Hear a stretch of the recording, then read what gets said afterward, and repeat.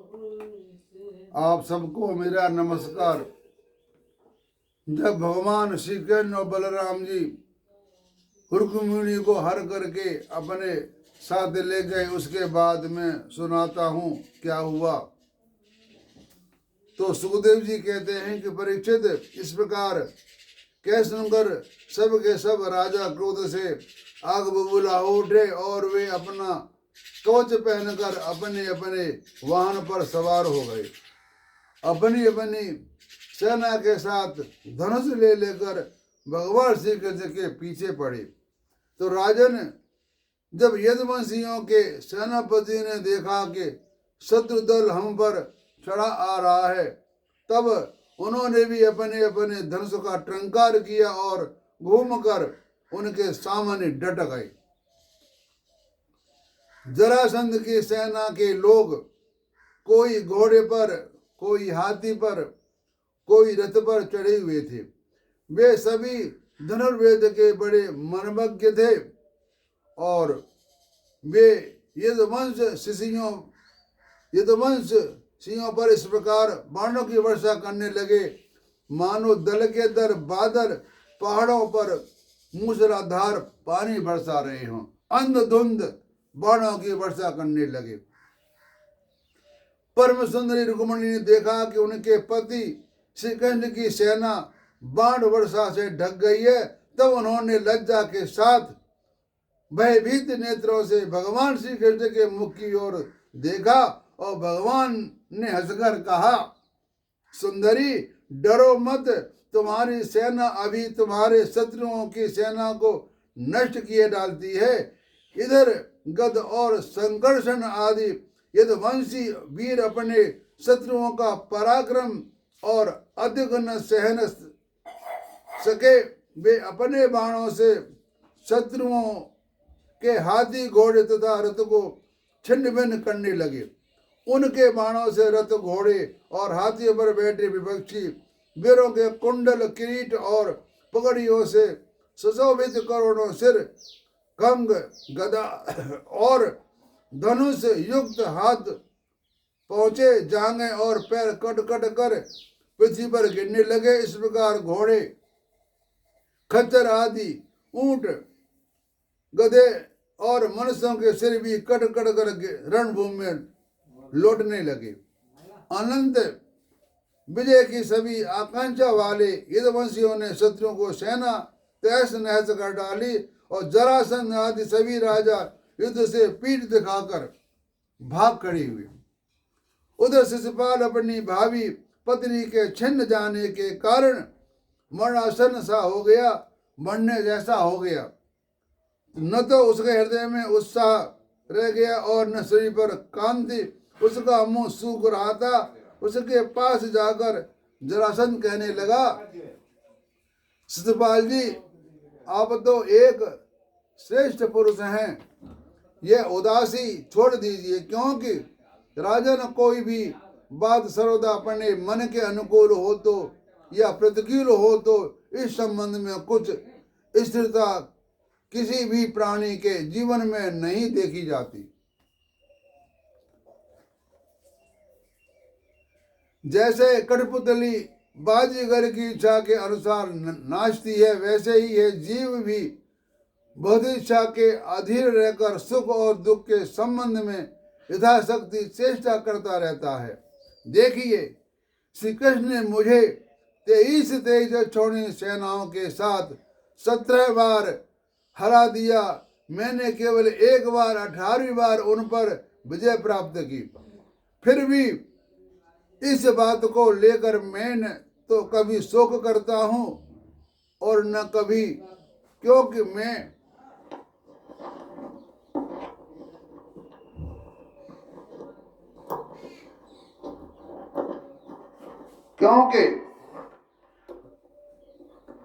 श्री कृष्ण ने मुझे 23 छोड़नी सेनाओं के साथ 17 बार हरा दिया। मैंने केवल एक बार 18वीं बार उन पर विजय प्राप्त की है। फिर भी इस बात को लेकर मैं न कभी शोक करता हूं और ना ही कभी हर्ष, क्योंकि मैं जानता हूं कि प्रारब्ध के अनुसार काल भगवान ही इस चराचर जगत को झकझोरते रहते हैं। इसमें संदेह नहीं कि हम लोग बड़े बड़े सेनापतियों के भी नायक हैं, फिर भी इस समय श्री कृष्ण के द्वारा सुरक्षित यदुवंशियों की थोड़ी सी सेना ने हमें हरा दिया है। इस बार हमारे शत्रुओं की जो जीत हुई, क्योंकि काल उन्हीं के अनुकूल था। जब काल हमारे दाहिने होगा तब हम भी उन्हें जीत लेंगे। तो परीक्षित, जब मित्रों ने इस प्रकार समझाया तब चेदिराज शिशुपाल अपने अनुयायियों के साथ राजधानी को लौट गया और उसके मित्र राजा भी जो मरने से बचे थे अपने अपने नगरों को चले गए। रुक्मणी का बड़ा भाई रुक्मी भगवान श्री कृष्ण से बहुत देश का रखता था। उससे यह बात बिल्कुल सहन न हुई कि मेरी बहन को श्री कृष्ण हर ले गए जाए और राक्षस रीति से बलपूर्वक उसके साथ विवाह करे। रुक्मी बलि तो था ही, उसने एक छोटी सेना साथ ले ली और श्री कृष्ण का पीछा किया। महाभाव रुक्मी क्रोध के मारे जल रहा था। उसने कवच पहनकर और धनुष बाण धारण करके समस्त नरपतियों ने सामने प्रतिज्ञा की, मैं आप लोगों के बीच में यह शपथ करता हूं कि यदि मैं युद्ध में श्री कृष्ण को न मार सका तो अपनी बहन रुक्मिणी को न लौटा सका तो अपनी राजधानी कुंडनपुर में प्रवेश नहीं करूंगा। तो परीक्षित यह कहकर वह रथ पर सवार हो गया और सारथी से बोला, जहां कष्ट हो वहीं शीघ्र से शीघ्र मेरा रथ ले चलो, आज मेरा उसी से साथ युद्ध होगा। आज मैं अपने तीखों बाणों से उस खोटी बुद्धि वाले ग्वाले के बल वीर का घमंड चूर चूर कर दूंगा। देखो तो उसका साहस, वो हमारी बहन को बलपूर्वक हर ले गया है। परीक्षित, रुक्मी की बुद्धि बिगड़ गई थी। वह भगवान के तेज प्रभाव को बिल्कुल नहीं जानता था। जब आदमी को क्रोध आता है तो उसकी बुद्धि काम नहीं करती, या कह लो उसकी बुद्धि बिगड़ जाती है। क्रोध के अंदर बुद्धि काम नहीं करती है। इसी से इस प्रकार बहका कर बातें करता हुआ वह एक ही रथ से श्री कृष्ण के पास पहुंचकर ललकारने लगा कि खड़ा रहे। तो उसने अपने धनुष को बलपूर्वक खींचकर भगवान श्री कृष्ण के 3 बाण मारे और कहा, एक क्षण मेरे सामने ठहर। यदुवंशियों के कुल कलंक जैसा कौआ होम की सामग्री चुराकर उड़ा ले जाए, वैसे ही तू मेरी बहन को चुराकर भागा जा रहा है। अरे मंद, तू बड़ा मायावी और कपट बुद्धि युद्ध में कुशल है। आज मैं तेरा सारा गर्व खर्व किए डालता हूं। जब तक मेरे बाण तुझे धरती पर सोला नहीं देंगे, उससे पहले ही बच्ची को छोड़कर भाग जा। रुक्मी की बात सुनकर भगवान श्री कृष्ण मुस्कुराने लगे और उन्होंने उसका धनुष काट डाला और उस पर 6 बाण छोड़े। साथ ही भगवान श्री कृष्ण से 8 बाण उसके 4 घोड़ों पर और 2 सारथी पर छोड़े और 3 बाणों से उसके रथ की ध्वजा को काट डाला। जब रुक्मी ने दूसरा धनुष उठाया और भगवान श्री कृष्ण को 5 बाण मारे और बाणों के लगने पर उन्होंने उसका वह धनुष भी काट डाला। रुक्मी ने इसके बाद एक और धनुष लिया, परंतु हाथ में लेते ही लेते अविनाशी अच्युत ने उसे भी काट डाला। इस प्रकार रुक्मिणी पार्थी पट शूल ढाल तलवार शक्ति और तोमर जितने अस्त्र शस्त्र थे उठाए, उस सभी को भगवान को प्रहार करने से पहले ही काट डाला। अब रुक्मी क्रोधवश हाथ में तलवार लेकर के भगवान श्री कृष्ण को मार डालने की इच्छा से रथ से कूद पड़ा और इस प्रकार उनकी ओर झपटा जैसे पतंगा आग की ओर झपटता है। जब पतंगे की मौत आती है तो वह पतंगे आग की ओर हमेशा भागता है। वही हाल रुक्मी का हो रहा है। जब भगवान ने देखा कि रुक्मी मुझ पर चोट करना चाहता है तो उन्होंने अपने बाणों से उसकी ढाल तलवार को तिल तिल करके काट दिया और उसको मार डालने के लिए हाथ में तीखी तलवार निकाल कर ली। और रुक्मिणी ने देखा कि ये तो हमारे भाई को अभी मार ही डालना चाहते हैं। तब वे भय से विहल हो गई और अपने प्रीतम पति भगवान श्री कृष्ण के चरणों पर गिरकर बोली कि देवताओं के आराध्य देव जगतपते आप योगेश्वर हैं। आपका स्वरूप और इच्छा से कोई जान नहीं सकता। आप परम बलवान हैं, परम कल्याण स्वरूप भी हो। प्रभु मेरे भैया को मारना आपके योग्य ठीक नहीं है। तो सुखदेव जी कहते हैं रुक्मिणी जी का एक एक अंग भय के मारे थर थर कांप रहा था। शोक की प्रबलता से अंग भय के मारे मुंह सूख गया, गला रुक गया। आतुर वश सोने का हार गले में से गिर पड़ा था और अवस्था में भगवान के चरण कमल पकड़े हुए थी।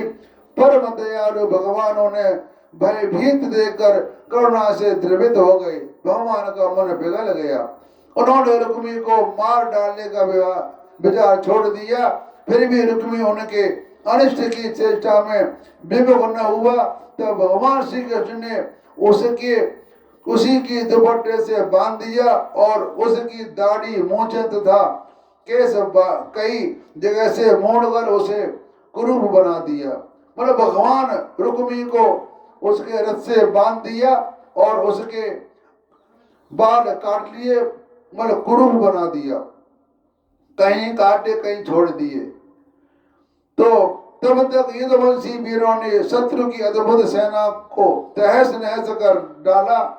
ठीक वैसे ही जैसे हाथी कमल वन को रोद डालता है। फिर भी वे लोग उधर से लौटकर श्री कृष्ण के पास आए तो देखा कि रुक्मी दुपट्टे में बंधा हुआ अधमरी अवस्था में पड़ा हुआ है। उसे देखकर सर्वशक्तिमान भगवान बलराम जी को बड़ी दया आई और उन्होंने उसके बंधन को खोलकर उसे छोड़ दिया तथा श्री कृष्ण से कहा, कृष्ण तुमने यह अच्छा नहीं किया। यह निंदित कार्य हम लोगों के योग्य नहीं। अपने संबंधी की दाढ़ी मूंछे मोड़कर उसे कुरूप कर देना यह तो एक प्रकार का वध ही है।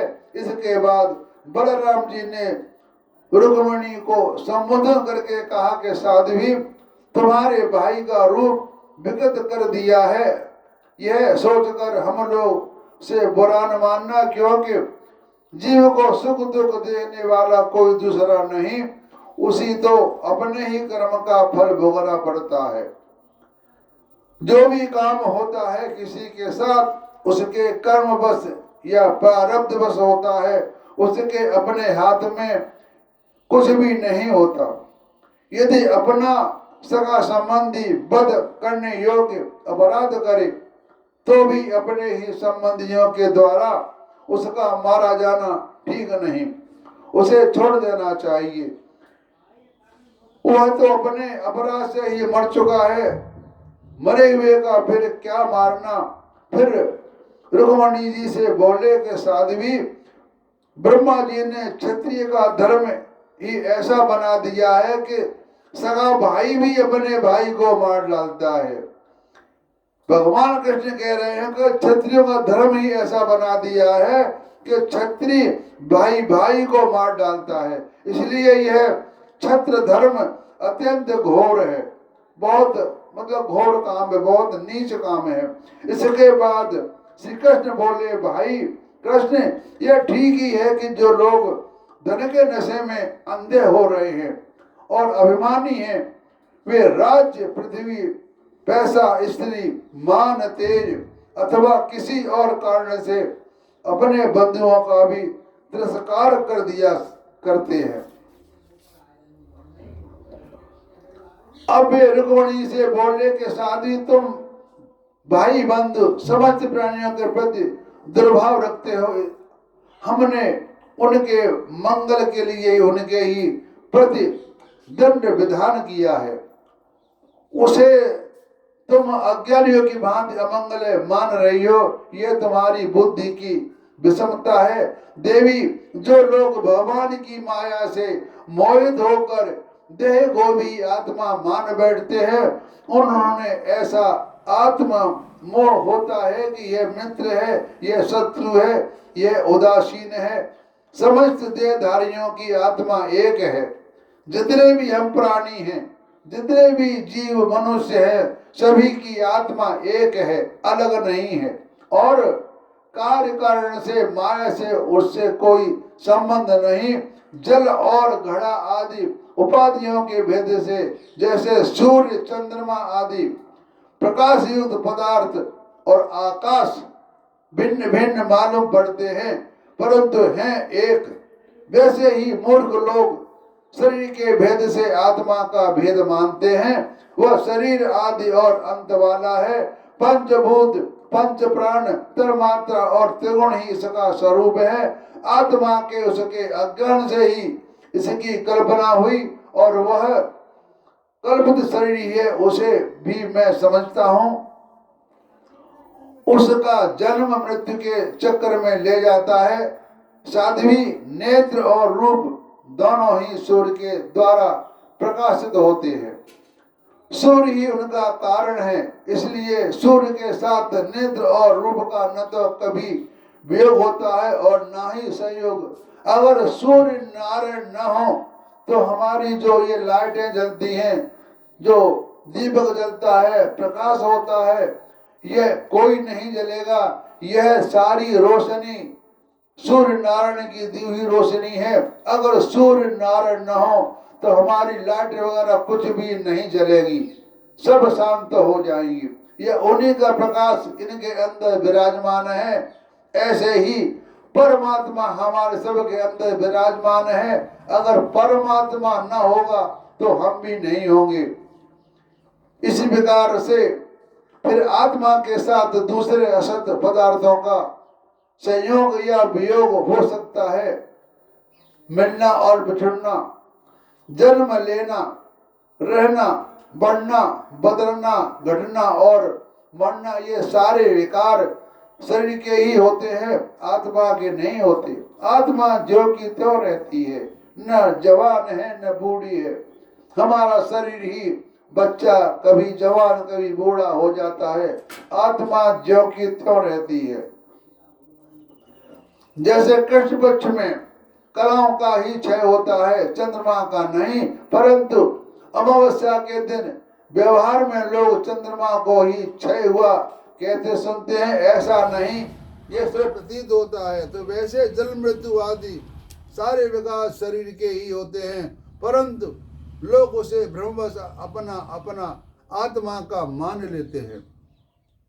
जैसे सोया हुआ पुरुष किसी पदार्थ के न होने पर भी स्वप्न में भोगता भोग्य और भोग रूप फलों का अनुभव करता है, उसी प्रकार अज्ञानी लोग झूठ मूठ संसार चक्र का अनुभव करते हैं। इसलिए साध्वी, अज्ञान के कारण होने वाले इस शोक को त्याग दो।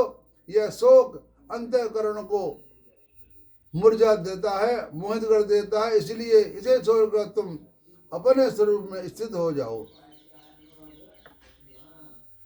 तो सुखदेव जी कहते हैं कि परीक्षित, जब बलराम जी ने इस प्रकार समझ आया, तब परम सुंदरी रुक्मिणी जी ने अपने मन को मैल मिटाकर विवेक बुद्धि से उनका समाधान किया। रुक्मिणी की सेना और उसके तेज का नाश हो चुका था, केवल प्राण बच रहे थे। उसके चित्त की सारी आशा अभिलाषाएं व्यर्थ हो चुकी थी और शत्रुओं ने अपमानित करके उसे छोड़ दिया और उसे अपने विरूप किए जाने की कष्टदायक स्मृति भूल नहीं पाती। तो अतः अपने अपने रहने के लिए बोधगढ़ नाम की एक बहुत बड़ी नगरी बसाई और उनसे पहले ही यह प्रतिज्ञा कर ली थी कि दुर्बुद्ध कृष्ण को मारे बिना और अपनी छोटी बहन को लौटाए बिना मैं कुंडलपुर में प्रवेश नहीं करूंगा। इसलिए क्रोध करके यह वही रहने लगा। मतलब उसने वो अपने नगर में नहीं आया और उसने एक अपनी नगरी अलग बना ली और वो वहीं पर रहने लगा।